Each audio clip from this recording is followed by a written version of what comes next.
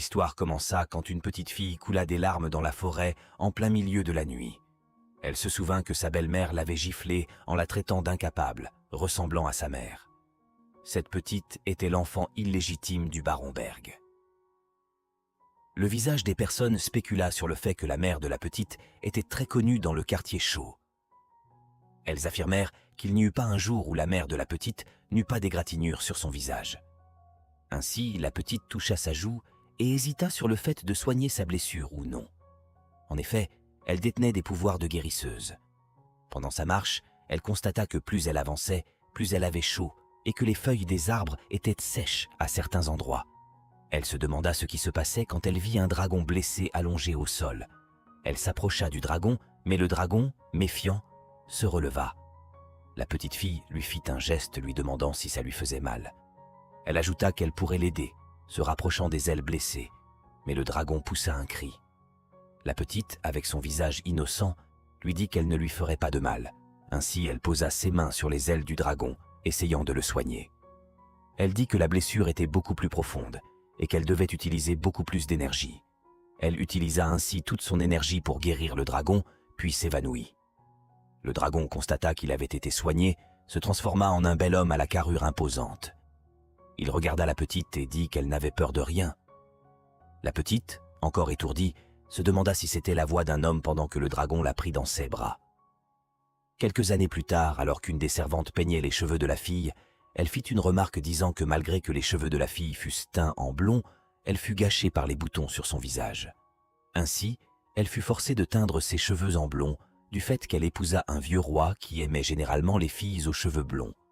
Les deux autres servantes spéculèrent sur le fait que lorsque le vieux roi se lassait de ses concubines, il avait tendance à les tuer. Ainsi, dans ses pensées, la fille se dit qu'elle avait été vendue comme maîtresse à un vieux roi dès l'âge de 20 ans. Elle regretta le jour où elle eut l'occasion de s'échapper, mais qu'elle se retrouva face à un dragon et décida de le soigner de ses blessures, puis perdit connaissance. Pendant ce temps, les servantes couvrirent son visage avec du maquillage, essayant de cacher les boutons sur le visage de la fille. Enfin prête, sa belle-mère lui dit qu'elle était encore plus laide qu'avant. Sa belle-mère espérait que le vieux roi ne fût pas déçu, mais le fils de la mère lui dit de ne pas s'en faire, qu'il avait préparé une belle somme pour la dot. Sa mère lui demanda où il avait pu trouver tous ces trésors. Le fils rétorqua qu'un mage noir lui avait indiqué où se trouvaient des trésors cachés dans les tombes de Taillard, situées près de la frontière. Sa mère, surprise et en colère que son fils ait pillé le lieu sacré où la tribu de dragons de Taillard vénérait ses ancêtres, le traita d'idiot et lui demanda s'il avait touché à Mézaloc, les tombeaux de Taillard, quand tout à coup il entendit des bruits hors du château. La mère se demanda ce qui se passait. La jeune fille regarda par la fenêtre et vit que le château fut attaqué par des dragons et les guerriers de Taillard. Le chef des guerriers entra dans la demeure et tua tous les chevaliers du château dressés sur son chemin. Il regarda la jeune fille qui suivait toute la scène à travers la fenêtre du château. La fille, prise de peur, s'agenouilla.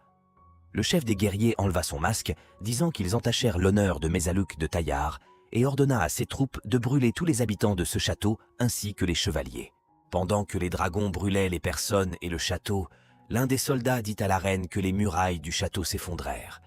La reine, prise de peur, dit aux soldats de hisser le drapeau blanc, admettant leur défaite. Pendant ce temps, la fille se dit que c'était le moment idéal pour s'échapper du château. Elle décida d'aller se cacher dans la tour nord, puis de grimper le mur pour s'échapper. Ainsi, la reine et son fils, ainsi que les autres soldats, s'agenouillèrent devant les guerriers de Taillard.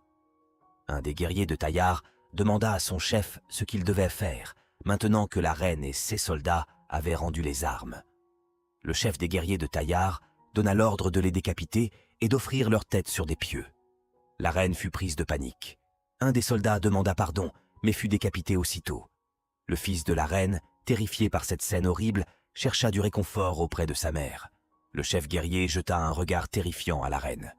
Le fils implora le pardon du chef guerrier et promit de restituer les trésors volés en échange de leur vie sauve.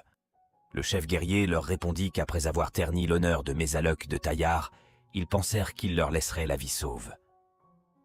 Il ordonna à ses guerriers de brûler le château et de tuer tous les humains. Un des guerriers acquiesça. La reine et son fils furent sous le choc des paroles du chef guerrier. Le fils dit à sa mère en pleurant que c'était la faute du mage noir qui les avait incités à piller ses tombes. La reine, dans ses pensées, se dit qu'elle devait vite trouver une solution, sinon ils mourraient tous. Pendant qu'un des guerriers s'apprêta à les tuer, la reine cria en disant qu'elle lui donnerait sa fille, qui était sur le point d'épouser le roi de Brillon. La reine savait pertinemment que le chef guerrier et le roi Brillon étaient ennemis et pensa que son plan allait marcher. Le chef guerrier sourit et demanda à la reine où se trouvait sa fille. Pendant ce temps, la jeune fille s'échappa du haut de la tour, mais fut attrapée par un dragon. Elle vit la tête des chevaliers décapités et fut jetée devant le chef guerrier par le dragon. Le chef demanda à la reine si c'était bien sa fille. La jeune fille, prise de peur, se dit qu'elle serait décapitée comme les autres chevaliers. Le chef guerrier dit qu'elle n'était pas aussi belle que la reine l'avait décrite. Il se demanda réellement si le roi Brillon avait l'intention de l'épouser. Il ajouta que la jeune fille avait un regard mystérieux et que ses yeux ressemblaient aux étoiles dans le ciel nocturne. Il se rappela du jour où il avait vu des yeux pareils quand il était blessé et qu'une petite l'avait soigné il y a 10 ans. Il supposa que la fille vivait dans les environs. Il ajouta que cette jeune fille avait les cheveux blonds, ce qui n'était pas le cas de la petite fille il y a 10 ans, qui avait les cheveux blancs. La reine demanda au chef de lui donner un peu plus de temps avant de l'envoyer dans leur demeure. Le chef guerrier pointa son arme vers la jeune fille et lui proposa 2 options. Être son épouse ou être enterrée vivante avec tous les autres dans la tombe de ses ancêtres. La jeune fille, prise de peur, accepta la première option. Ainsi, le chef guerrier se rapprocha de la jeune fille et lui demanda son nom. La jeune fille s'appelait Lucina. Le chef guerrier rétorqua que Lucina signifiait lune dans la langue de Brillon, ajoutant que son nom lui allait bien. Il se présenta comme Hakan et déclara qu'il prendrait bien soin d'elle. Hakan demanda ensuite s'il y avait quelqu'un pour présider une cérémonie de mariage dans le royaume de Brillon. Il appela le prêtre et lui demanda de venir présider cette cérémonie, ajoutant qu'il épouserait Lucina sur le champ. La reine fut étonnée.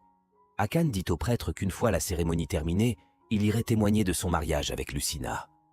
Le prêtre lui demanda devant qui témoigner, et Hakan répondit devant son roi, « Brillon ». Hakan sourit et annonça qu'il allait enfin faire payer le roi Brillon pour les assassins qu'il avait envoyés pour tuer ses jeunes dragons il y a 10 ans. La reine fut choquée et dans ses pensées se dit que Hakan comptait utiliser Lucina pour provoquer le roi de Brillon. La cérémonie commença, mais Hakan remarqua que l'ambiance était trop lugubre pour un mariage. Il demanda à ses guerriers de ramener des fleurs et ils partirent en cueillir. Un des guerriers remit les fleurs à Hakan qui les donna à Lucina, expliquant que, selon ses connaissances, les mariés tiennent un bouquet de fleurs. Lucina prit les fleurs. Ainsi, Hakan dit au prêtre qu'il pouvait commencer la cérémonie. Le prêtre débuta et annonça que le marié pouvait embrasser la mariée. Lucina était sous le choc et gênée. Le prêtre proposa de sauter cette partie et de s'adresser à Dieu, mais Hakan refusa, affirmant qu'il ne croyait pas en leur Dieu. Le prêtre accepta de faire leurs vœux par un baiser et conclut la cérémonie avec le serment de Hakan. Hakan s'approcha de Lucina, leurs regards se croisèrent. Hakan rassura sa femme Lucina en lui disant que si elle continuait ainsi, elle s'évanouirait. Il lui demanda de fermer les yeux, leurs lèvres se rapprochèrent et il l'embrassa tendrement. Lucina commenta que Hakan sentait la sueur et le sang, puis s'évanouit dans les bras de son mari, le roi dragon. L'un des guerriers dit au roi dragon Hakan qu'il aurait dû simplement l'embrasser avec amour, sans la faire s'évanouir. Hakan se demanda si son baiser avait été si mauvais, puis monta sur son cheval avec sa femme Lucina. Il menaça la reine en lui disant que si elle touchait encore une fois au trésor de Mézaloc de Taillard, il rayerait le château de la carte sans laisser de traces, puis s'en alla. La reine dit à son fils qu'elle devait à tout prix retrouver Lucina, mais son fils lui demanda pourquoi. La reine répondit qu'elle l'avait vendue au roi de Brillon en échange de son futur, ajoutant qu'elle ne pouvait pas les priver d'elle comme ça. Son fils rétorqua que presque tous les soldats étaient morts. La reine déclara qu'elle engagerait des mercenaires. Pendant qu'il s'en allait, Lucina se réveilla dans le chariot, surprise, se demandant où elle se trouvait. L'un des guerriers informa le roi dragon que sa femme Lucina était déjà réveillée. Le roi se retourna et lui demanda si elle avait bien dormi, mais celle-ci, un peu gênée, rougit. Le roi informa les autres guerriers qu'ils allaient s'arrêter ici et se restaurer, puis ordonna à ses guerriers de dresser les tentes. Le roi ouvrit la porte du chariot et demanda à sa femme comment elle se sentait. Il dit qu'il avait été surpris quand elle s'était évanouie lors du baiser. Lucina, tremblante de peur, répondit qu'elle allait bien. Le roi dragon lui tendit la main en disant qu'elle n'avait rien mangé de la journée et ajouta qu'elle devait avoir faim. Il l'invita à venir. Lucina rétorqua qu'elle n'avait pas envie de manger et qu'elle aimerait rester dans le chariot. Elle rougit, mais le roi dragon sourit et dit que sa femme était plutôt timide. Le roi dit à sa femme qu'il faisait nuit dans le chariot et qu'elle devait l'accompagner à un endroit plus chaud. Lucina, attirée par l'odeur de la nourriture, accepta et prit sa main. L'un des guerriers les dirigea vers leur tente. Arrivé, le roi dit à sa femme de s'asseoir, le couvrit d'une couverture et lui donna à manger. Lucina, dans ses pensées, se dit qu'à la résidence du baron, on ne lui donnait que du pain sec et moisi. Elle hésita avant de manger. Le roi, en colère, demanda si elle pensait qu'il avait mis du poison dans la nourriture. Il ajouta qu'il ne faisait pas ce genre de lâcheté. Sa femme, gênée, répondit que non et goûta le pain. Elle fut surprise et déclara que c'était délicieux, ajoutant qu'il y avait du poisson fumé et de la salade qui accompagnaient le pain, ce qui lui donnait un meilleur goût. Le roi la fixa et sourit, puis lui dit de manger lentement pour ne pas avoir mal au ventre. Il lui donna ensuite du lait de mouton et assura qu'il n'y avait pas de poison à l'intérieur. Lucina, dans ses pensées, se disait qu'elle devait travailler dur toute la journée pour recevoir un morceau de pain au château, mais qu'elle pouvait manger un plat délicieux sans rien faire aux côtés du roi dragon, son mari. Le roi lui demanda son âge, et Lucina répondit 20 ans. Le roi rétorqua qu'elle était trop jeune pour épouser le vieux roi de Brillon. En colère, le roi dragon traita le roi Brillon de fou, se rappelant du jour où le roi de Brillon avait envoyé des assassins pour tuer ses jeunes dragons. Akan ajouta qu'il avait perdu son frère dans cette bataille. Il expliqua qu'il aurait pu tuer le roi de Brillon s'il n'avait pas dû hériter du trône pour la sécurité de son royaume, mais il avait été blessé au milieu de la forêt ce fameux jour. Akan demanda à sa femme si elle regrettait de ne pas avoir pu épouser le roi Brillon, mais celle-ci répondit que non en secouant la tête. Akan, dans ses pensées, pensa que Lucina avait peur de lui parce qu'il avait tué des innocents. Lucina demanda au roi dragon, son mari, à quoi ressemblait Taillard. Le roi, dans un coin de sa tête, pensa que Lucina le supplierait de la renvoyer auprès de sa famille en pleurant. Il ajouta qu'elle était plus tenace qu'elle en avait l'air. Il dit à sa femme que les habitants de Brillon voyaient Taillard comme une terre de barbares où vivaient les monstres, mais ce n'était pas vrai. Il lui donna du pain et lui dit qu'elle le verrait de ses propres yeux. Lucina prit le pain et se dit dans un coin de sa tête qu'il serait préférable de vivre avec son mari Akan plutôt que de rester au château de Baronberg. Pendant qu'elle mangeait, le roi Akan lui dit de patienter encore un peu et bientôt elle pourrait manger un bon repas. Lucina dit au roi que le pain était délicieux. Le roi, dans ses pensées, pensa que Lucina serait assez prude parce qu'elle était la fille d'une famille noble, mais il se trompait. Il ajouta qu'elle parlait peu, peut-être parce qu'elle avait toujours peur de lui. Ainsi, le roi lui dit de se reposer si elle avait fini son repas, ajoutant qu'il dormirait dans le même lit à partir de ce soir, en tant que mari et femme. Lucina, surprise, rougit. Le roi déclara qu'il avait entendu dire que les jeunes mariés dormaient ensemble dès leur première nuit de noces. Lucina coulant des larmes, mais le roi lui dit qu'il ne faisait que lui poser une question sur leurs coutumes après le mariage. Il expliqua que chez les guerriers de Taillard, ils cohabitaient d'abord avant de se marier et tombaient enceintes après. Lucina était choquée en apprenant les coutumes des guerriers. Le roi lui dit de ne pas pleurer, essuya ses larmes et ajouta qu'il n'avait aucune intention de la faire pleurer. Il demanda à sa femme si elle aurait préféré devenir la maîtresse du roi Brillon plutôt que de l'épouser. Mais Lucina répondit par la négative, ajoutant qu'elle avait juste peur. Le roi, dans ses pensées, se dit que c'était normal. Il ajouta que sa femme avait été emmenée dans un lieu inconnu, loin de sa famille, du jour au lendemain. Il expliqua que Lucina le prenait encore pour un barbare de Taillard. Ainsi, il se leva et dit à sa femme de ne pas s'inquiéter, qu'il ne lui ferait aucun mal. Il ajouta qu'il allait dormir dehors. Le roi dragon rejoignit ses guerriers à l'extérieur. Un des guerriers lui demanda pourquoi il laissait sa femme Lucina seule dans la tente. Le roi répliqua qu'il allait dormir dehors. Le guerrier dit que normalement, dans la tradition de Brillon, ils devaient passer la nuit ensemble. Il ajouta qu'ils avaient préparé une tente à cet effet. Le roi répliqua que sa femme ne pourrait pas tenir, et il ajouta que ce fut une dure journée pour elle, Kael avait été emmené de force par des barbares et on lui demandait de dormir avec un inconnu. Le guerrier dit au roi que c'était lui qui avait voulu enterrer tous les humains de Berg dans les tombes de Mezaluk. Il demanda au roi pourquoi il se préoccupait autant de sa femme alors qu'il avait prévu de la tuer au départ. Le roi répondit que maintenant, elle était sa femme, puis il demanda au guerrier de faire attention à ses mots. Le guerrier dit qu'il ne s'était jamais intéressé aux femmes auparavant et demanda au roi si c'était à cause d'elle qu'il épargnait la vie des gens au château. Le roi expliqua que sa femme lui rappelait quelqu'un. Il ajouta que cette petite fille aussi devait sûrement vivre près du château.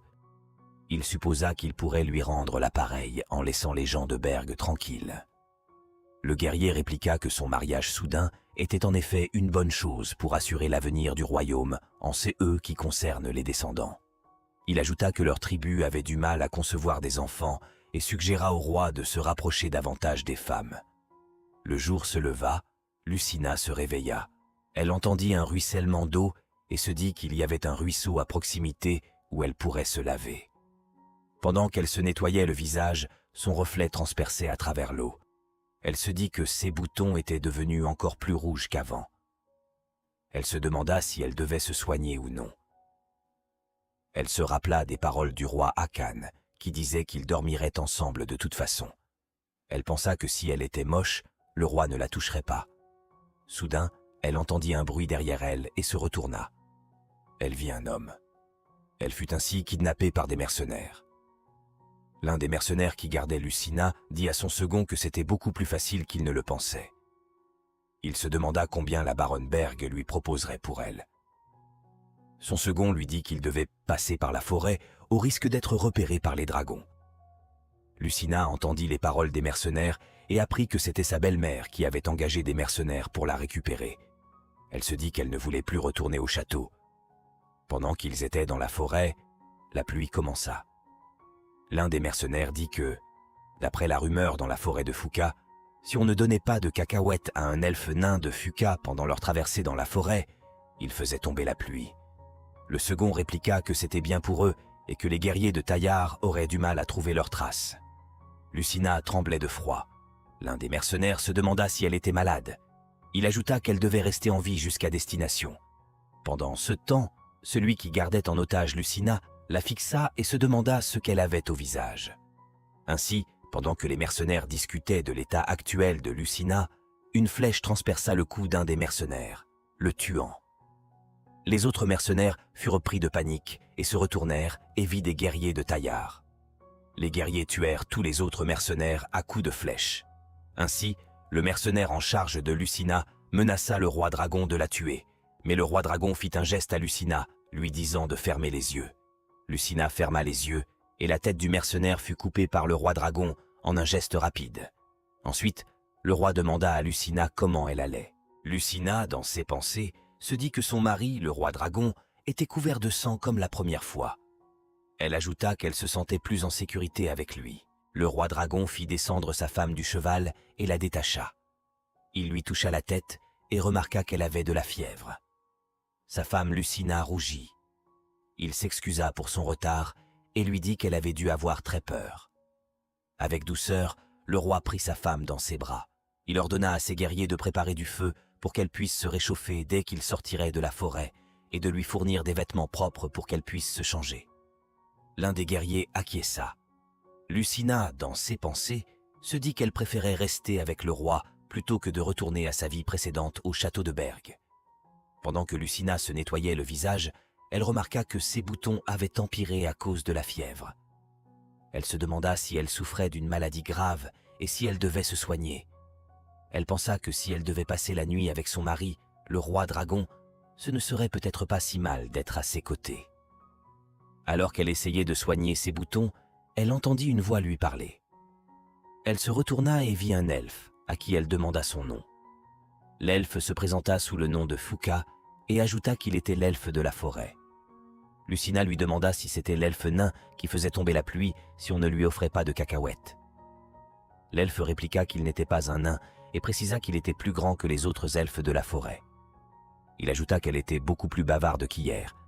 Étonnée, Lucina lui demanda s'il l'observait depuis hier, et l'elfe répondit par l'affirmative ajoutant qu'elle avait une énergie un peu différente des autres. Il lui demanda si elle avait un don de guérison. Lucina, étonnée, sourit et lui demanda comment il avait su. L'elfe expliqua qu'en tant qu'elfe, il pouvait sentir ces choses. Il conseilla à Lucina de ne pas utiliser son don n'importe comment, car cela pourrait la mettre en danger. Lucina lui demanda de plus amples explications et l'elfe répliqua que ses capacités de guérison étaient rares et pourraient attirer la convoitise de toutes les tribus, ce qui la mettrait en danger. Lucina le remercia pour l'avoir prévenu. L'elfe lui demanda pourquoi elle n'avait pas parlé hier et si elle avait peur de parler en public. Lucina répondit que oui et ajouta qu'à chaque fois qu'elle essayait de parler, on se mettait en colère contre elle, parfois même jusqu'à la maltraiter.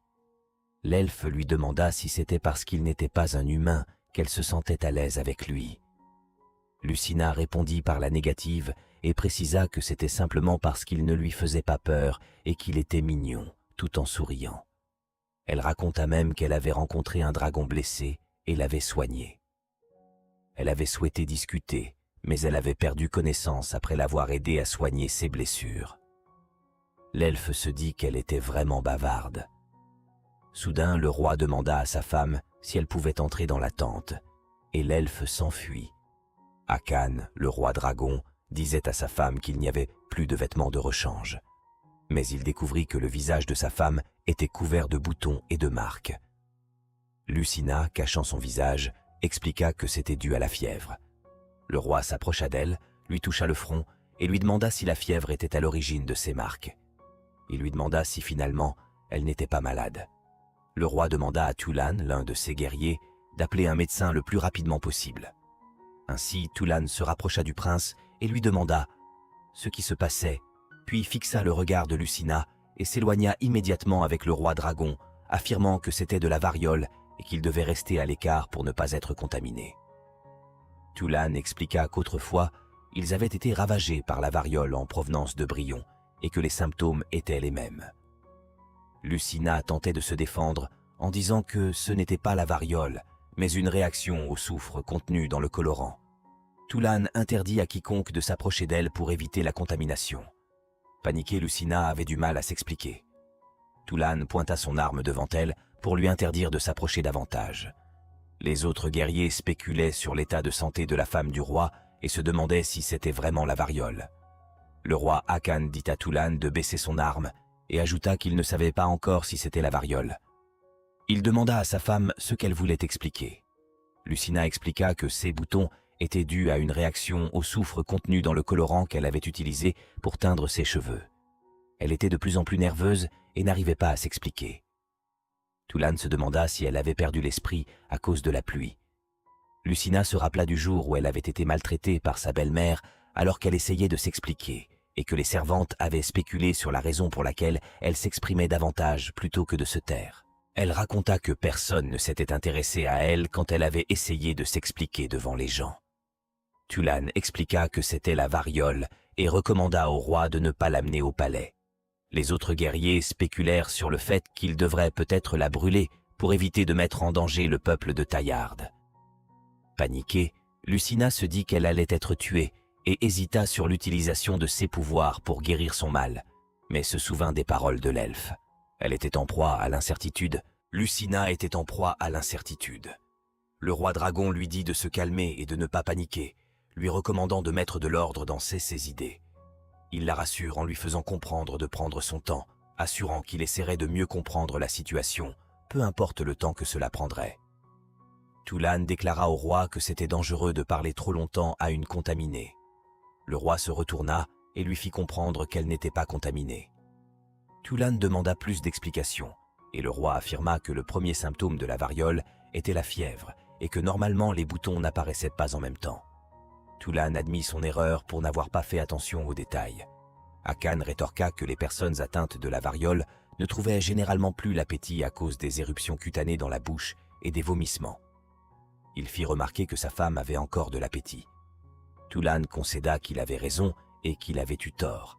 Ainsi le roi s'enquit de la situation dont parlait sa femme à propos du soufre et du colorant.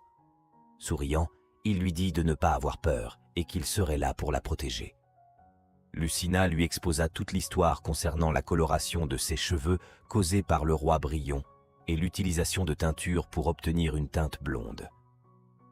Pendant ce temps, Tulane observait la scène de loin, se demandant ce qui se passait. Le roi dragon comprit alors que la teinture utilisée pour la coloration blonde était responsable des boutons sur le visage de sa femme.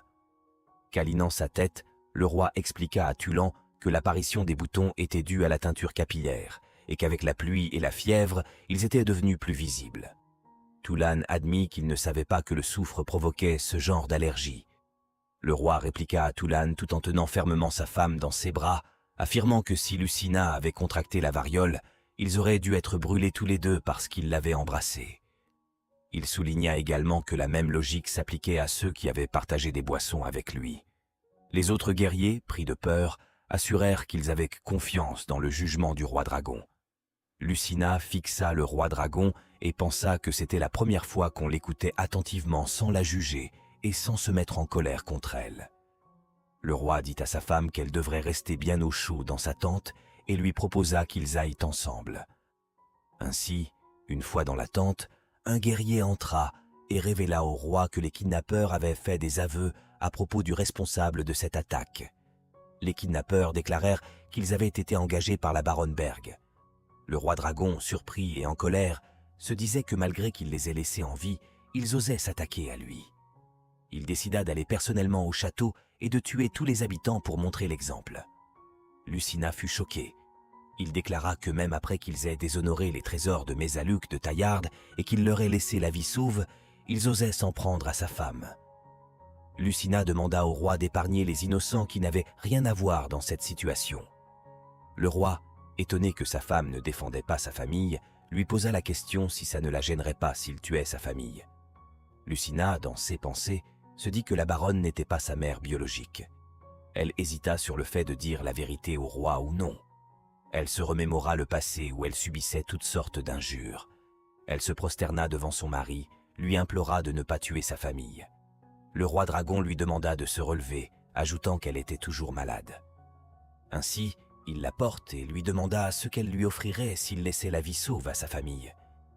Pendant que leurs mains s'entrelaçaient, le roi dit qu'il n'était pas du genre à pardonner ceux qui s'en prennent à sa femme. Il demanda une contrepartie en échange de la vie sauve de sa belle famille. Sa femme, gênée, rétorqua qu'elle lui offrirait tout ce qu'il voulait. Dans ses réflexions, le roi soutenait que chaque fois qu'il fixait les yeux de Lucina, elle se remémorait davantage la petite fille qu'il avait soignée lorsqu'il était blessé. Ainsi, le roi lui suggéra d'échanger un baiser en échange de la vie sauve de sa famille. Lucina fut surprise. Malgré son hésitation, le roi lui assura que c'était effectivement ce qu'il désirait. Pendant qu'ils échangeaient des regards, Lucina ressentit les battements de son cœur s'intensifier. Elle prit la décision de fermer les yeux et approcha ses lèvres plus près de celles du roi. Akan prit l'initiative en faisant le premier pas et l'embrassa avec tendresse. Satisfait, il l'enlaça dans ses bras. Il ordonna aux guerriers de couper la tête des mercenaires et de les renvoyer au château Berg, puis de brûler leurs têtes sous leurs yeux, ajoutant que s'ils osaient toucher sa femme une nouvelle fois, ils subiraient le même sort. Le guerrier acquiesça. Alors que Lucina était allongée sur le lit, Akan lui assura qu'il la protégerait et lui suggéra de se reposer. Lucina le remercia, mais le roi lui suggéra d'échanger un autre baiser en signe de sa reconnaissance. Lucina rougit. Le roi sourit et lui fit comprendre que c'était simplement une plaisanterie. Lucina ne comprit pas vraiment pourquoi le roi était aussi heureux. Elle se demanda si c'était à cause du baiser. Malgré les boutons sur son visage, elle ne comprenait pas vraiment pourquoi le roi prenait autant soin d'elle. Lucina découvrit la terre de Taillard. Elle fut stupéfaite par sa beauté. Elle pensa que les gens de Taillard vivaient dans des huttes ou des grottes et étaient des barbares, au point de manger des animaux volants. Tulane l'invita à descendre du chariot. Elle descendit ainsi du chariot et sentit une odeur de brûlé, un mélange de musc et de soufre. Elle se demanda si c'était à cause de cette odeur qu'elle avait le vertige. Elle vacilla, mais le roi l'attrapa en lui demandant si elle avait le vertige. Il ajouta que l'odeur des terres de Taillard contenait beaucoup d'énergie de feu et que les humains, ayant plutôt une énergie terrestre, nécessitaient un temps d'adaptation. Lucina rétorqua qu'elle allait mieux maintenant, pensant qu'elle se sentait en sécurité à côté du roi. son mari. Le roi lui demanda son impression du palais de Taillard. Lucina rétorqua que le royaume de Taillard était différent de ce qu'elle avait entendu.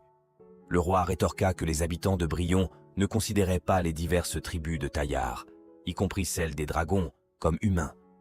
Il ajouta qu'il ne reconnaissait pas Taillard comme un royaume, bien que leur civilisation soit développée. Il affirma que Taillard était une mine d'or, la région la plus abondante et la plus belle du continent. Lucina pensa qu'elle allait rester là à partir de maintenant. Le roi incita sa femme à venir. Les habitants du royaume de Taillard étaient contents du retour du roi. Ils spéculaient sur l'identité de Lucina à côté du roi, se demandant si elle venait de Brillon. Ils demandaient aussi ce qu'elle avait au visage, se demandant si elle était malade. Lucina regrettait de ne pas avoir soigné ses boutons avant de venir au royaume de Taillard. 2 personnes firent la révérence au roi et lui demandèrent s'il avait fait bon voyage. Le roi salua le prêtre. Lucina fut surprise que la vieille était un prêtre. Le prêtre demanda au roi s'il avait ramené de l'énergie terrestre dans leur royaume. Il prit de l'eau bénite, s'apprêtant à l'évaporer sur le visage de Lucina, mais celle-ci, prise de peur, se cacha derrière le roi. Le roi lui dit qu'elle ne devrait pas avoir peur, ajoutant que c'était pour nettoyer les mauvais sorts qu'un étranger aurait pu ramener. Il expliqua que les habitants de Taillard se lavaient avec de l'eau bénite après leur voyage à l'étranger, croyant que leur corps et leurs esprits pourraient être contaminés par de mauvais sorts. Il ajouta que c'était en quelque sorte une cérémonie de bienvenue. Le prêtre leur fit la cérémonie de bienvenue avec de l'eau bénite. Lucina constata que cette eau avait un effet apaisant sur ses boutons. La cérémonie de purification étant terminée, le prêtre les incita à rejoindre le palais. Lucina constata que tout le palais était couvert d'or. Une fille s'approcha du roi et l'enlaça, ajoutant qu'elle était fière du roi pour avoir infligé aux pilleurs des tombes la grandeur de Taillard. Lucina fut stupéfaite par l'incroyable beauté de cette fille. Il s'avérait que la fille se nommait Gareth. Le roi demanda à Gareth si elle s'inquiétait pour lui, mais celle-ci répondit par la négative. Elle ajouta qu'elle savait pertinemment qu'il ne faillirait jamais. Elle demanda au roi s'il avait ramené Lucina comme trophée, se demandant si les femmes de Brillon étaient toutes aussi horribles et sales que Lucina. Elle dit qu'elle devrait se laver un peu. Lucina fut totalement choquée. Pendant qu'elle essayait de s'expliquer, le roi prit la parole et présenta Lucina comme son épouse. Gareth fut totalement choqué. Il ajouta qu'il ne pouvait plus laisser la place de la reine vide encore longtemps et dit que Lucina porterait son enfant. Gareth, en colère, demanda au roi s'il était sérieux. Elle ajouta que des puces continuèrent de s'écouler des cheveux de Lucina. Ainsi, le roi demanda à sa femme si tout allait bien. Mais Lucina rétorqua que c'était du colorant. Dans ses pensées, elle se disait que c'était à cause de l'eau bénite. Le roi, dans un coin de sa tête, s'étonna du fait que sa femme avait à la base des cheveux argentés. Il répondit à Gareth que c'était juste une teinture et qu'elle ne devrait pas s'inquiéter. Mais Gareth rétorqua qu'elle n'était pas inquiète pour elle, mais plutôt pour le roi. Elle demanda au roi s'il pensait vraiment que Lucina pourrait remplir son obligation comme elle l'avait fait. Lucina demanda au roi quelle était l'obligation dont il s'agissait, mais le roi évita la question et lui dit qu'elle devrait aller se changer. Il demanda à Gareth d'adjoindre une servante à sa femme. Ainsi, Gareth demanda à Titi, l'une des servantes, de s'occuper de Lucina. Celle-ci acquiesça en appelant Gareth reine. Lucina s'en alla avec Titi. Elle se demanda si c'était la femme du frère de Hakan, mort il y a 10 ans. Elle ajouta que le roi et Gareth avaient l'air vraiment proches, ressemblant à un couple. La servante Titi se présenta à Lucina et lui dit qu'à partir de maintenant, elle serait sa servante. Lucina lui demanda si c'était sa chambre. Celle-ci répondit par l'affirmative, ajoutant que comme elle n'avait pas encore d'enfant avec le roi, elle n'était pas autorisée à entrer au palais de la reine. Titi ajouta qu'elle devrait remplir son obligation d'accoucher d'un enfant du roi pour devenir officiellement la reine. Lucina, dans ses pensées, se disait que c'était ce dont parlait Gareth tout à l'heure. Titi demanda à Lucina si elle pouvait l'aider à se changer. Celle-ci répondit par l'affirmative. Titi dit qu'il y avait une tache sur ses vêtements, mais Lucina répondit que c'était du colorant qui avait fondu. Dans ses pensées, elle supposa que c'était l'eau bénite qui avait fait fondre le colorant et qui apaisait les boutons sur son visage. Elle demanda à Titi si elle pouvait avoir plus d'eau bénite. La servante répondit qu'elle allait demander l'autorisation et s'en alla. Ainsi, une mésange entra dans la chambre de Lucina et lui dit qu'elle avait bien fait de suivre ses conseils. Lucina, étonnée qu'une mésange puisse parler, la vit se changer en un elfe. Il s'agissait de Fuka, l'elfe de la forêt. Lucina lui demanda s'il l'avait suivi jusqu'ici. Fuka rétorqua qu'il était content qu'il ait pu suivre son conseil de ne pas utiliser sa capacité de guérison, ajoutant que c'était plus sûr d'utiliser de l'eau bénite au lieu de son pouvoir. Lucina fut contente et demanda à Fuka quel type de cacahuètes il voulait. Elle ajouta qu'elle allait demander à sa servante s'il y en avait au palais. Fuka répondit qu'il aimait toutes les cacahuètes. Lucina avoua à Fuka qu'elle pensait qu'elle se sentirait mieux dans le palais de Taillard et que ce serait nettement plus sympa de vivre ici. Elle ajouta qu'elle était sûre qu'on allait bien la nourrir et que personne ne la frapperait. Fuka demanda à Lucina si elle n'avait pas peur d'avoir des enfants de Hakan. Elle répondit qu'elle avait peur, mais qu'elle était déjà mariée au roi. Elle ajouta que leur relation n'avait pas encore été reconnue officiellement selon la loi de Taillard, malgré le fait qu'ils aient célébré leur mariage à Brion. Elle avoua que c'était naturel qu'ils passent la première nuit de noces ensemble et qu'elle y réfléchirait plus tard. La servante revint et dit à Lucina qu'elle avait reçu la permission d'utiliser de l'eau bénite. De l'autre côté, pendant que le roi Hakan se déshabillait, Tulan disait que les dragons étaient revenus de Berg. Le roi demanda s'il avait exécuté son ordre. Tulan répondit par l'affirmative, ajoutant que la baronne Berg et son fils étaient totalement paralysés par la peur. Tulan demanda au roi s'il comptait vraiment arrêter sa vengeance ainsi, mentionnant que le roi défunt, son frère, avait été assassiné par le roi de Brion. Il ajouta que les habitants de Brion les considéraient comme peu intelligents. Le roi rétorqua qu'il n'avait pas l'intention de les laisser tranquilles. Il avoua qu'il voulait d'abord confirmer quelque chose, expliquant qu'il avait été soigné par une petite fille il y a 10 ans quand il avait été blessé par une flèche en poursuivant les assassins de son frère. Il avoua que sans cette petite fille, il ne serait pas là. Tulan rétorqua que maintenant cette petite fille devait être majeure actuellement. Le roi répondit par l'affirmative, disant qu'il aimerait épargner cette fille. Tulan avoua qu'elle pourrait être utile au royaume de Taillard avec son pouvoir de guérison. Il demanda au roi pourquoi il n'avait pas emmené cette fille il y a 10 ans. Le roi répondit en demandant à Tulan s'il voulait qu'il kidnappe la gamine qui lui avait sauvé la vie en la séparant de sa famille. Il ajouta que cette fille avait beaucoup d'égratignures sur son visage et que son apparence était assez misérable. Il supposa que cette gamine était peut-être une fille du paysan. Il ajouta qu'elle avait des cheveux et des yeux argentés. Ainsi, il donna l'ordre à Tulan de retrouver cette gamine avant d'attaquer le royaume de Berg. Il demanda à Tulan de vérifier si sa femme était la fille légitime du baron ou non. Tulan fut surpris. Le roi, dans ses pensées, se dit que malgré que sa femme soit de famille noble, elle manque un peu trop de confiance en elle et ne montre pas d'attachement envers sa famille. Il donna l'ordre à Tulan de se renseigner sur l'enfance de sa femme. Tulan se questionna si la baronne avait menti à propos de Lucina. Ainsi, Tulan fit la révérence et s'apprêtait à s'en aller.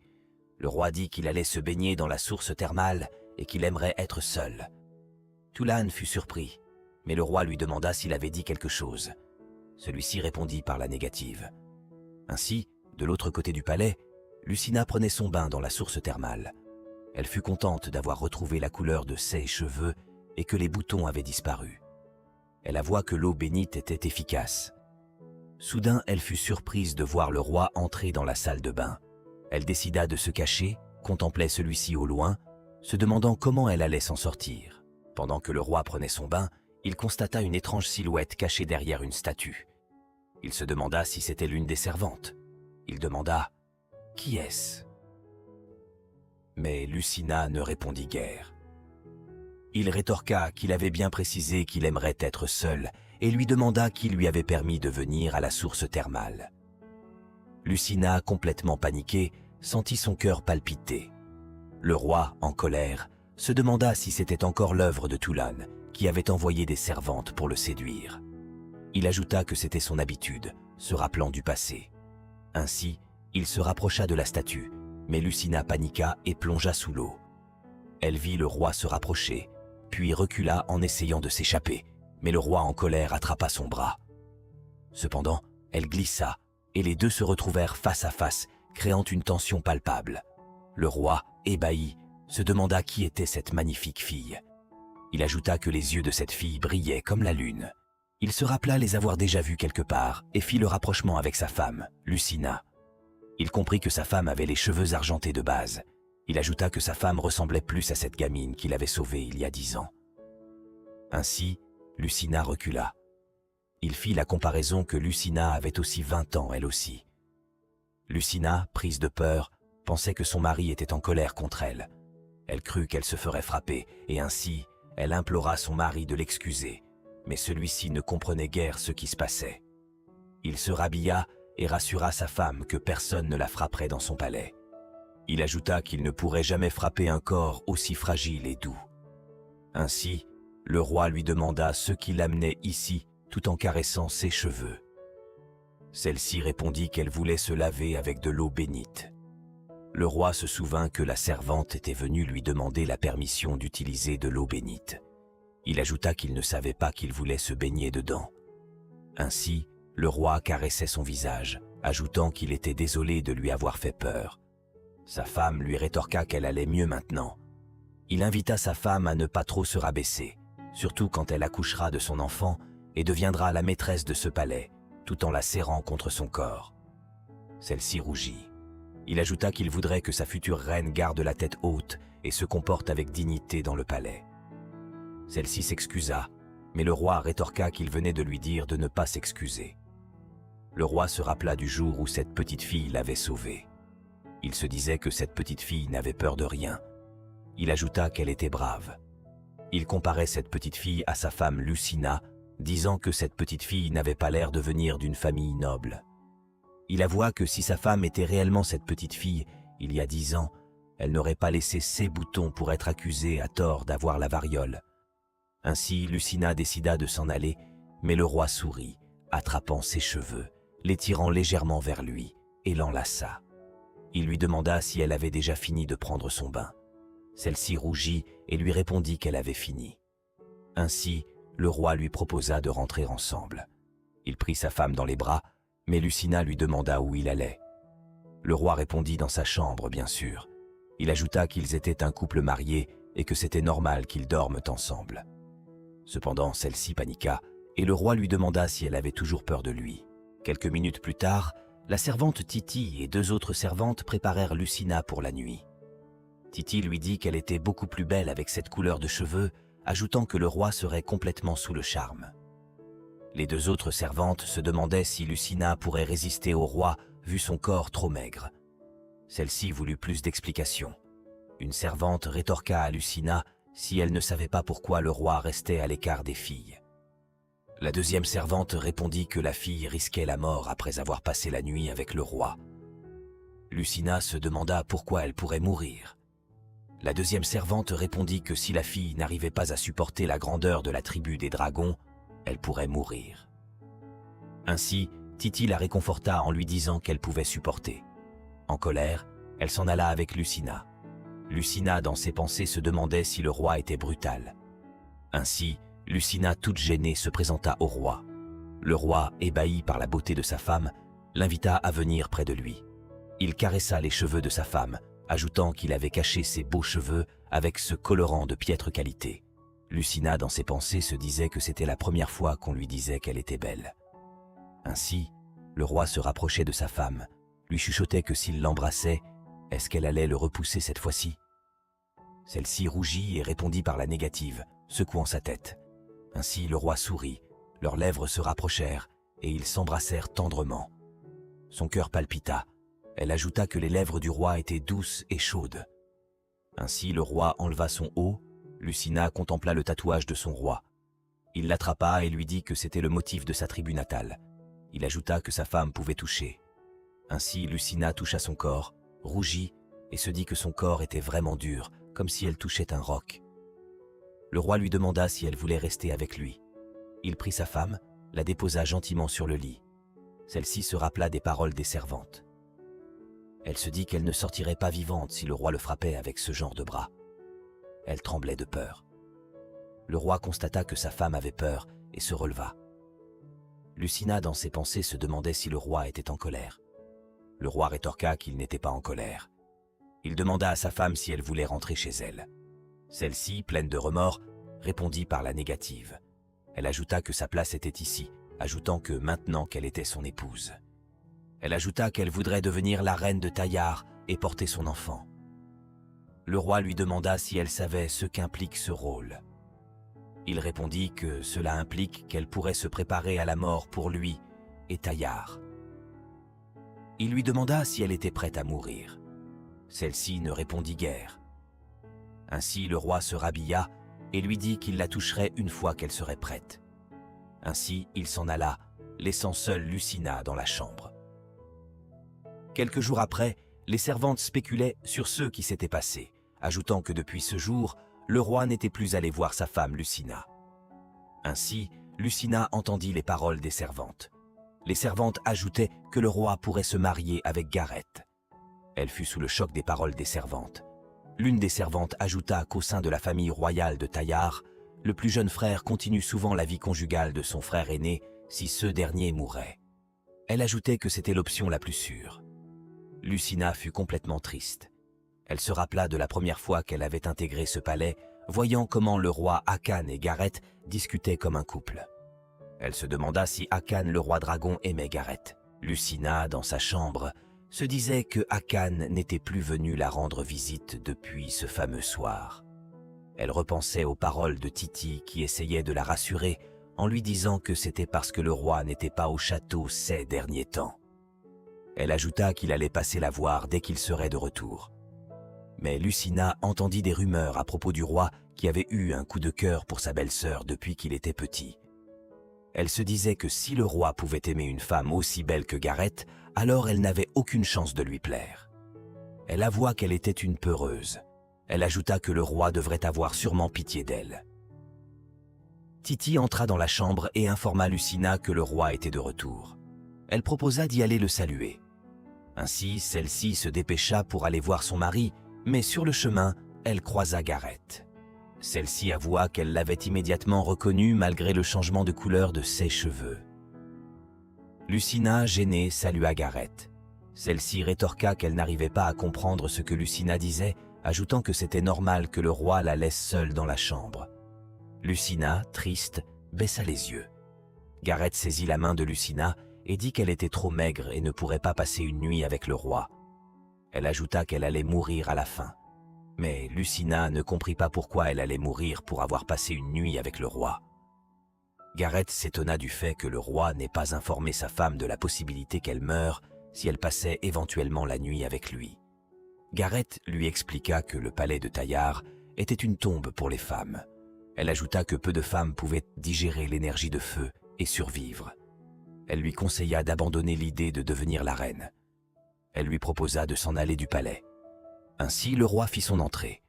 Gareth et Lucina firent la révérence. Le roi demanda à Gareth si elle discutait avec sa femme. Celle-ci répondit par la négative, ajoutant que Lucina ne pouvait même pas prononcer une phrase correctement. Elle ajouta qu'elle lui avait juste donné quelques conseils en tant qu'ancienne reine. Gareth dit qu'elle aimerait donner un conseil au roi. Le roi accepta. Ainsi, Gareth dit qu'il faisait une grosse erreur, ajoutant que Lucina était fragile et timide et ne pouvait pas devenir l'épouse d'un membre de la tribu des dragons. Le roi le remercia pour ses conseils et dit qu'il se débrouillait tout seul. Il appela sa femme à venir le rejoindre. Lucina rejoignit son mari. Pendant leur marche, le roi avoua que cela faisait plusieurs jours qu'ils ne s'étaient plus vus. Il ajouta qu'il était occupé ces derniers jours. Il demanda si tout s'était passé au palais en son absence. Lucina répondit par l'affirmative. Le roi lui demanda si elle avait quelque chose à lui dire. Lucina, dans ses pensées, disait qu'elle n'arrivait pas à mettre de l'ordre dans ses idées, malgré le fait qu'elle ait beaucoup de questions à lui poser. Le roi, dans ses pensées, se dit que sa femme souffrait à cause de ce qu'il lui avait dit la dernière fois. Le roi dit à sa femme qu'elle pense que le roi de Brillon et lui ne sont pas si différents à ses yeux.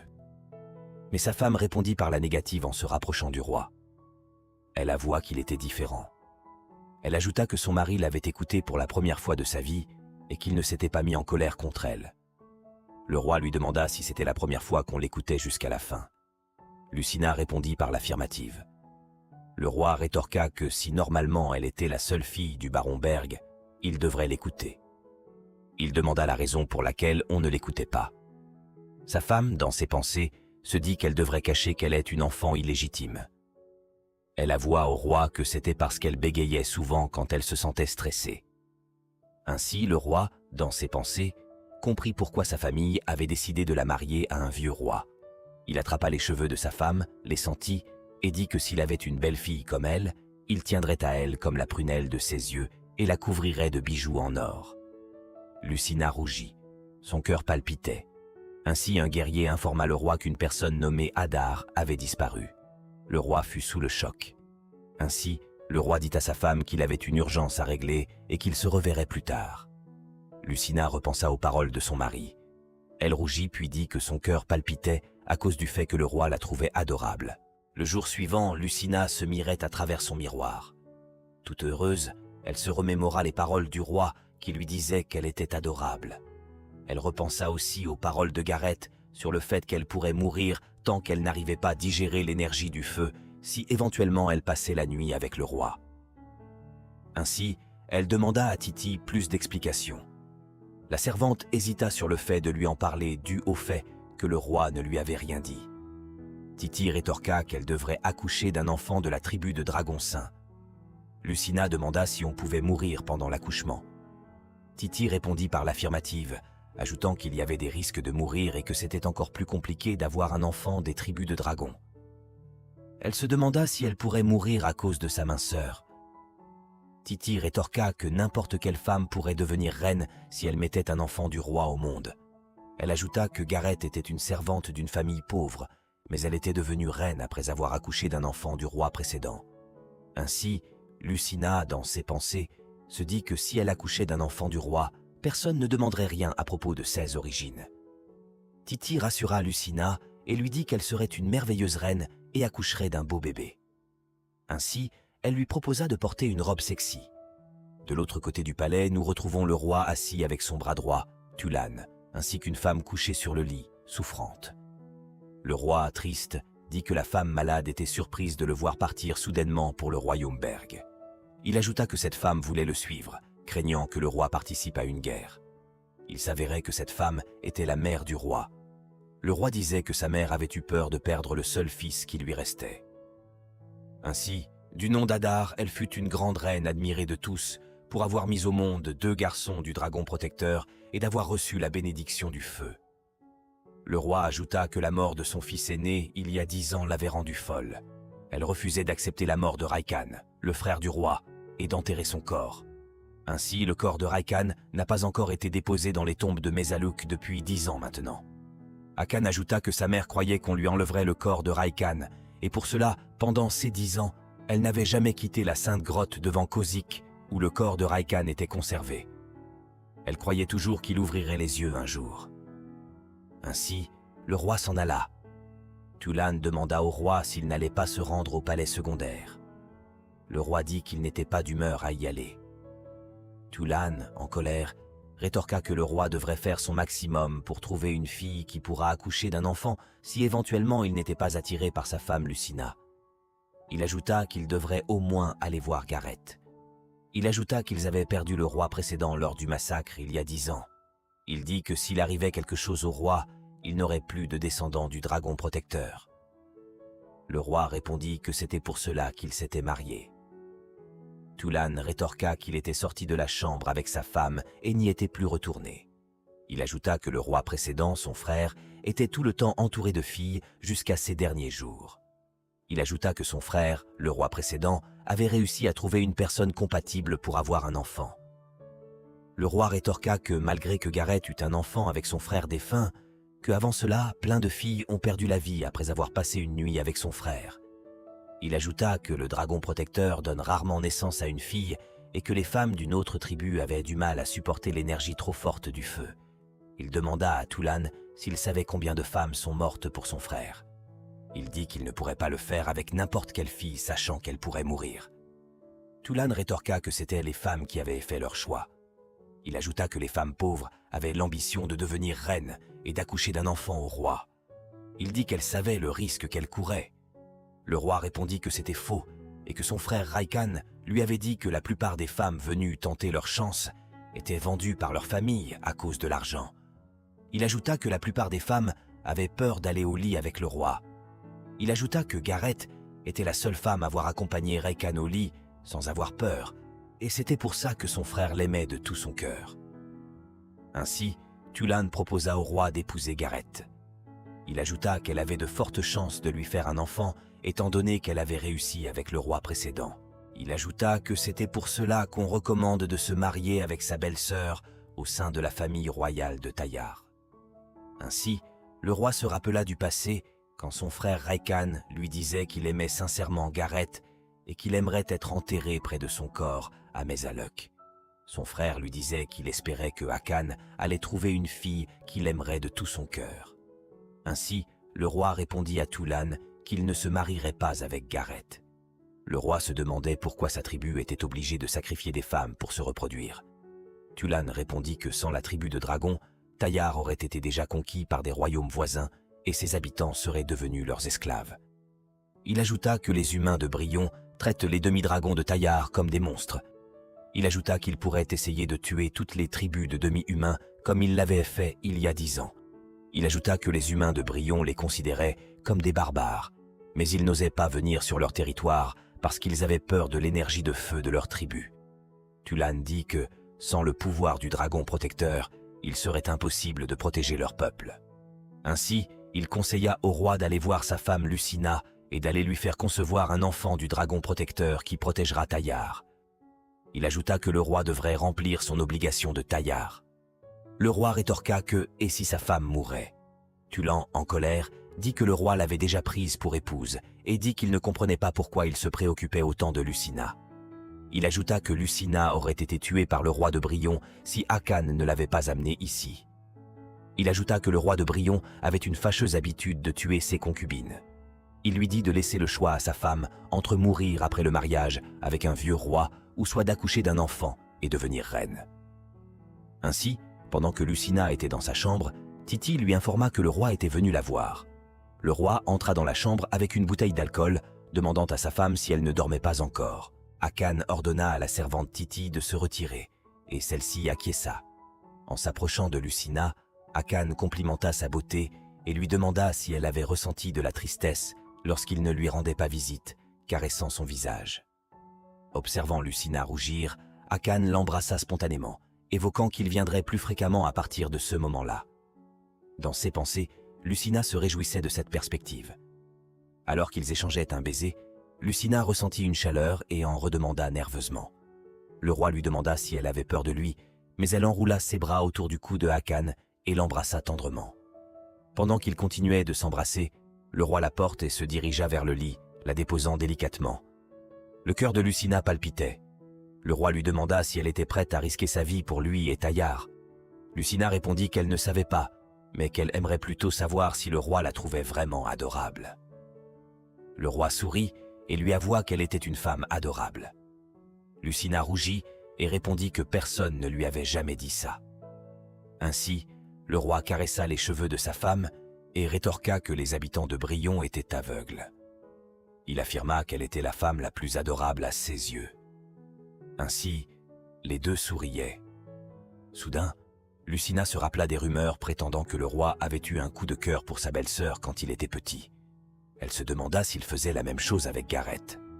Ainsi, elle repoussa le roi et lui demanda s'il aimait Gareth. Le roi comprit à peine pourquoi elle posait cette question, alors que cela paraissait évident vu ce qu'il était en train de faire. Lucina demanda au roi s'il allait se marier avec Gareth. Le roi lui répondit de ne pas prendre ces rumeurs au sérieux. Cependant, Lucina prétendit qu'elles affirmaient que quand le roi était petit, il avait eu un coup de cœur pour Gareth. Le roi lui dit que si elle continuait, il partirait. Dans ses pensées, Lucina se dit que le roi n'avait pas nié le fait qu'il avait aimé Gareth quand il était petit. Elle mentionna qu'en réalité, elle n'était pas aussi belle que Gareth. Elle dit au roi qu'il lui avait dit qu'elle était adorable, mais que c'était un mensonge.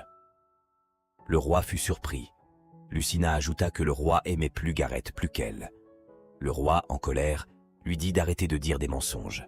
Il se leva et lui dit que si elle n'avait pas envie de devenir sa partenaire, qu'elle le dise au lieu de l'énerver.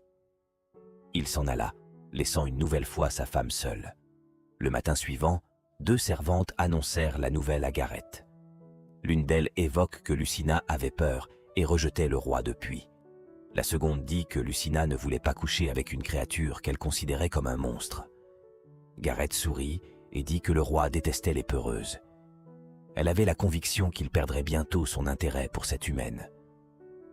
Lorsque le roi lui avait présenté sa femme pour la première fois, elle avoua qu'elle était inquiète par rapport à son titre, mais que maintenant elle n'avait plus à s'en inquiéter.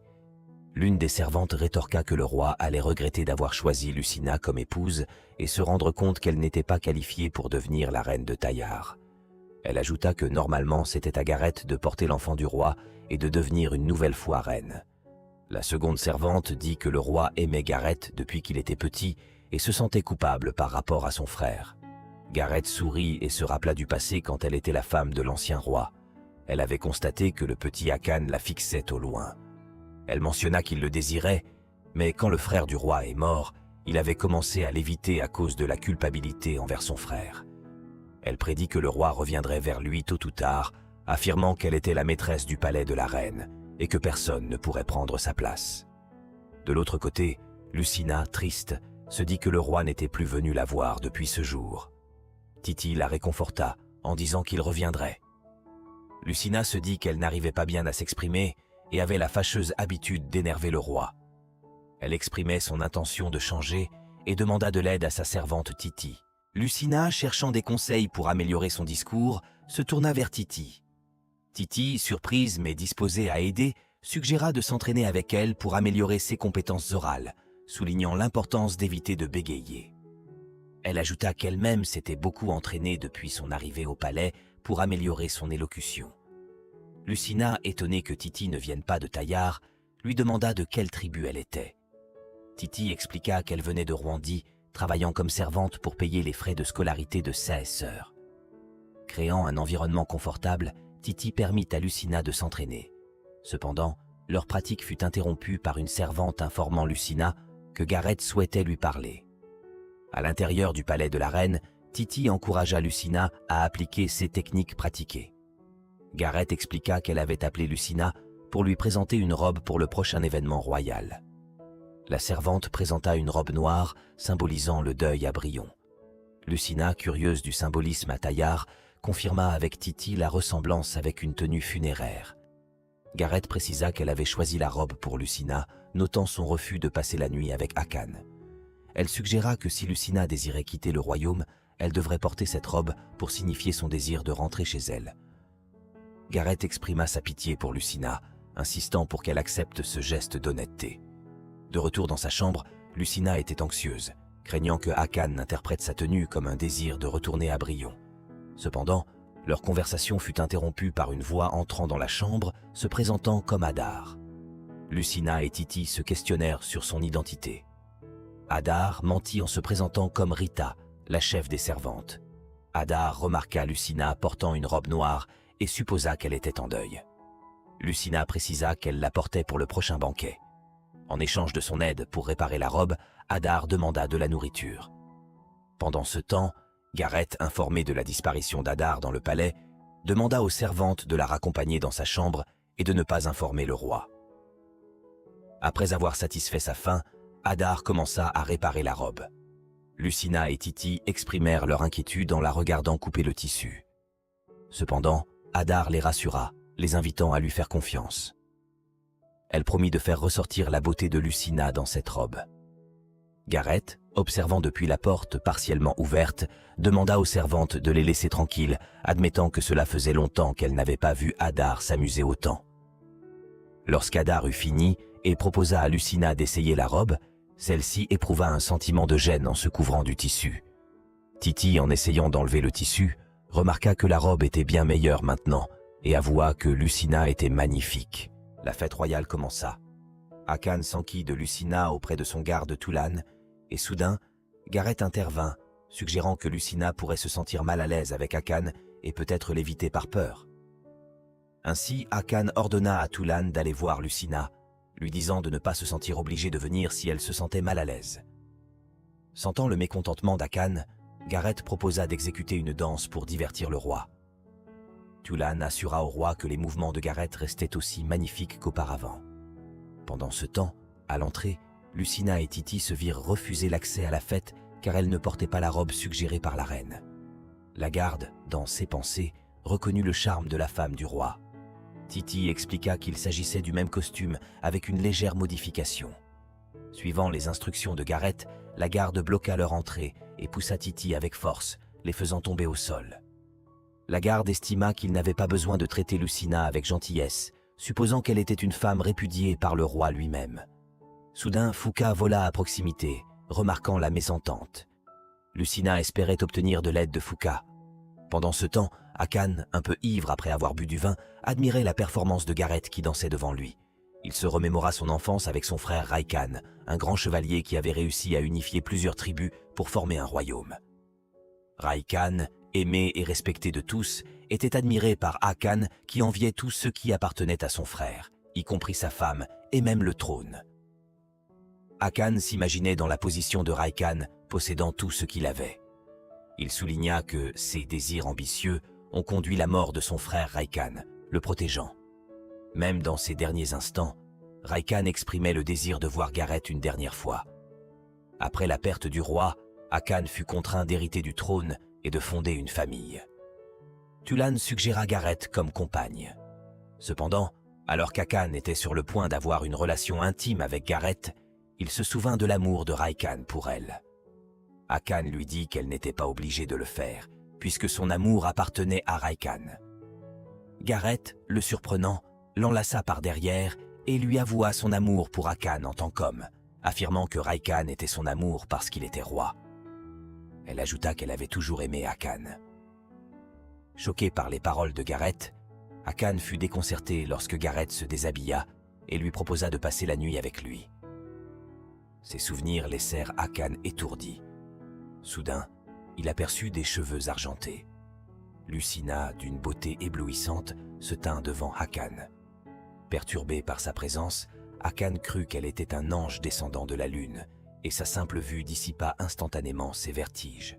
Quelques minutes plus tôt, Fuka avait intelligemment distrait la garde, permettant à Titi et Lucina de se faufiler dans la fête inaperçue. Invoquant son courage et rappelant son entraînement avec Titi, Lucina s'approcha gracieusement de Hakan, fit la révérence et rétorqua « Mon grand roi de Taillard, que votre bonheur soit éternel !» Interloqué, le roi se demanda si la fille devant lui était sûrement la même Lucina qu'il avait connue autrefois. Hakan rougit, puis, se ressaisissant, il remarqua que Lucina semblait être en retard.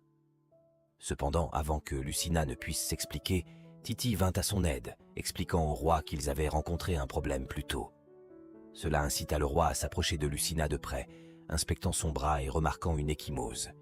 Inquiet, il demanda à Titi ce qui était arrivé à Lucina, et Titi expliqua que le garde les avait empêchés d'entrer parce que Lucina ne portait pas la tenue vestimentaire indiquée. Indigné, Hakan demanda une explication, et Titi mentionna la reine, provoquant une réaction de choc de Gareth. Sans hésitation, Gareth gifla le garde, affirmant que le costume qu'elle avait donné à Lucina était le bon, feignant de se soucier du bien-être de Lucina et clarifiant sa compréhension, proposant même de s'occuper du garde. Cependant, le roi insista sur le fait que Gareth n'avait pas besoin d'intervenir et ordonna à Tulan de lui donner son épée. S'approchant du garde, Hakan insistait sur son épée, déclarant que le garde avait eu l'audace de nuire à sa femme et de soupçonner le roi de Taillard, ternissant ainsi le nom du royaume. Il proclama que de tels crimes devaient être payés de la vie du gardien. En entendant cela, Lucina assura à Hakan qu'elle était indemne. Alors qu'Hakan enroulait sa cape autour de Lucina, il lui assura que dans le château, personne ne pouvait la toucher à part lui. En rapprochant Lucina, le roi expliqua que quiconque lui manquait de respect manquait également de respect au roi, et cette loyauté entraînerait la perte de leur vie. Lucina rougit. Terrifié, le garde s'agenouilla et demanda pardon, suppliant Gareth d'intervenir. À contre-cœur, Gareth demanda à Hakan si l'exécution du garde pendant la fête était vraiment nécessaire. Le roi répondit froidement, se demandant si c'était l'ordre de Gareth d'empêcher Lucina d'assister à la fête. Surpris, Gareth réalisa qu'elle avait supposé à tort que Hakan s'était désintéressé de Lucina.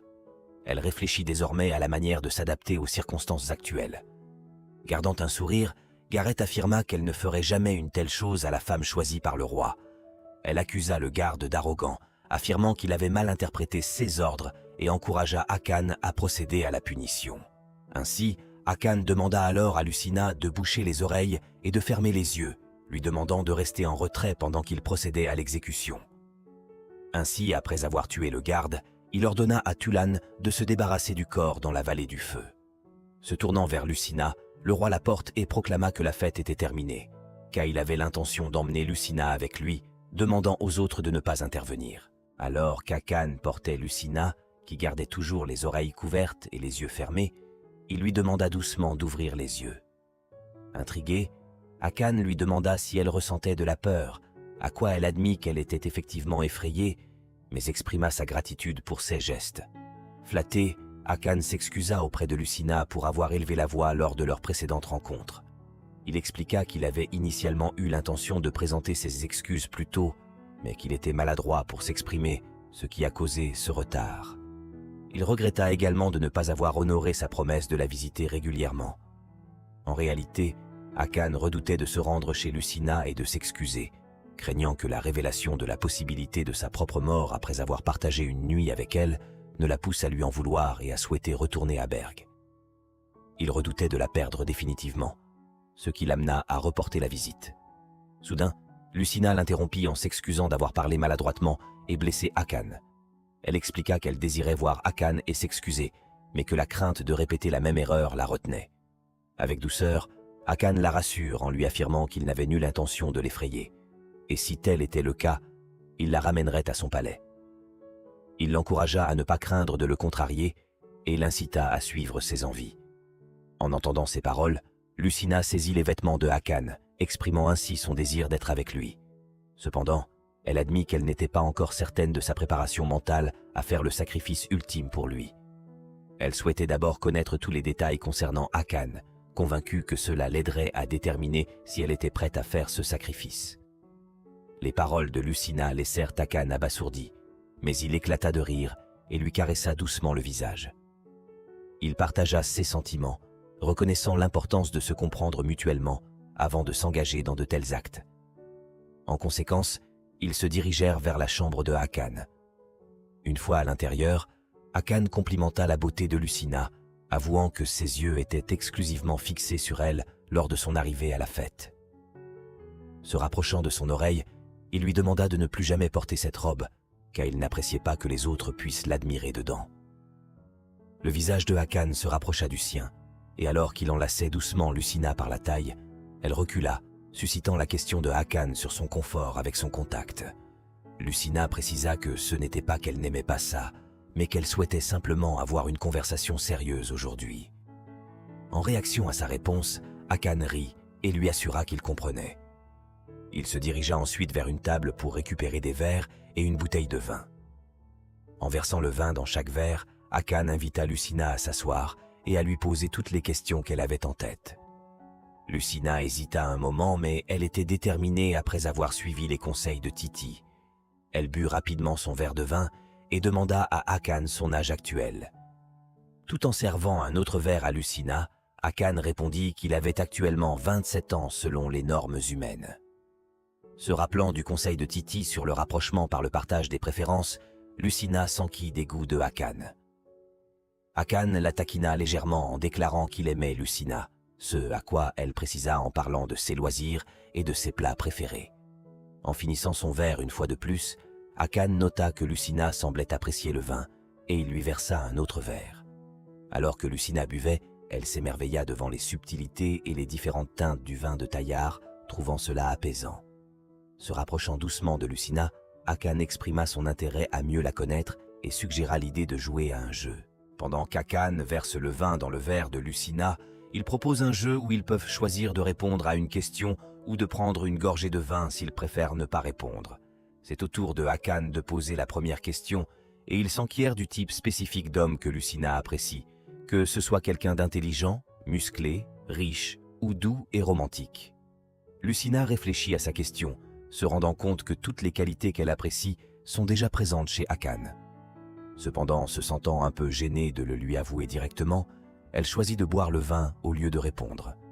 C'est maintenant au tour de Lucina, et elle pose la même question à Hakan, lui demandant quel genre de femme il préfère. Hakan répond en disant qu'il admire une femme qui n'a pas peur de lui et qu'il l'aime pour qui il est vraiment, plutôt que de simplement le voir comme un roi. Hakan déclare alors que c'est à son tour de poser des questions. Il se demande si Lucina est vraiment douée pour la conversation ou si sa tranquillité vient du fait d'être dans un environnement inconnu. Lucina révèle qu'elle s'est entraînée avec Titi pour améliorer ses compétences en communication, car elle souhaite pouvoir partager tout avec Hakan sans paraître vulgaire. Hakan salue sa détermination et lui caresse affectueusement la tête, exprimant son admiration pour ses efforts visant à changer ce qu'elle estime ne pas pouvoir accomplir par la pratique. Il suggère que Lucina était peut-être autrefois une fille courageuse, mais qu'elle est devenue timide et effrayée en raison de traumatismes passés. Soudain, Hakan interroge Lucina sur d'éventuels sévices physiques infligés par sa famille pendant son enfance, ainsi que sur sa fuite éventuelle du château. Lucina hésite à répondre, craignant que la vérité ne suscite le mépris de Hakan. Percevant qu'il est temps de changer la dynamique, elle lui signifie que sa demande n'est pas valable, car c'est désormais son tour de partager. Hakan rit et présente des excuses pour la confusion. Curieuse de connaître l'opinion de Hakan à son sujet, Lucina prend l'initiative en lui demandant son ressenti. Le roi exprime son affection grandissante pour elle, affirmant que plus il la découvre, plus son amour s'intensifie. Il la rassure sur ses intentions bienveillantes, soulignant son désir de faire d'elle sa reine et de partager le reste de sa vie à ses côtés. Proche de son visage, le roi partage son souhait de la retrouver chaque soir et s'enquiert des sentiments de Lucina. Après quelques hésitations, Lucina avoue qu'elle a effectivement peur, mais qu'elle ne nourrit aucune haine à son égard. Elle explique qu'elle se sent gênée car Hakan possède une silhouette si frappante et elle craint qu'il puisse traiter les autres femmes de la même manière. Elle l'implore de n'avoir Dieu que pour elle. Flatté par les paroles de Lucina, Hakan rougit et prend doucement sa main dans la sienne. Alors qu'elle rapproche son visage, il l'embrasse tendrement. La tenant dans ses bras, Hakan lui demande de promettre qu'elle ne se livrera pas à des actions similaires avec d'autres hommes. Tout en réfléchissant à l'opportunité de révéler la vérité à Lucina, Hakan décide finalement de lui révéler le secret, en particulier à propos du dragon protecteur qui possède l'énergie de feu la plus puissante. Il explique que les femmes des autres tribus ne supportent pas cette énergie, ce qui entraîne de nombreux décès lors des grossesses ou des accouchements. Certains périssent même pendant l'intimité, laissant entrevoir le lourd tribut que la puissance du dragon protecteur exige. Initialement, Hakan n'avait pas l'intention de partager cette vérité, envisageant plutôt d'éliminer tous les habitants de Berg. Cependant, à mesure que ses sentiments pour Lucina grandissaient, la crainte de la perdre l'a poussé à révéler la vérité. Reconnaissant sa propre lâcheté d'avoir dissimulé cette réalité, Hakan s'excuse auprès de Lucina, lui assurant qu'il ne lui fera aucun mal et qu'il la ramènera même à Berg si tel est son souhait. Alors qu'Hakan s'apprête à lui poser la question cruciale sur le risque et le potentiel sacrifice, il réalise que Lucina ronfle paisiblement depuis le début. L'appelant par son nom, il confirme qu'elle a dormi profondément pendant toute sa révélation. Avec délicatesse, Hakan dépose Lucina sur le lit, la recouvre d'une couverture et l'embrasse tendrement sur le front. Le jour suivant, les servantes de Gareth informent ce dernier que Lucina et Hakan ont passé toute la nuit ensemble dans la chambre de Hakan, laissant supposer une intimité partagée. C'est la première fois qu'une femme passe la nuit dans la chambre de Hakan. En apprenant cette nouvelle, Gareth exprime son mécontentement.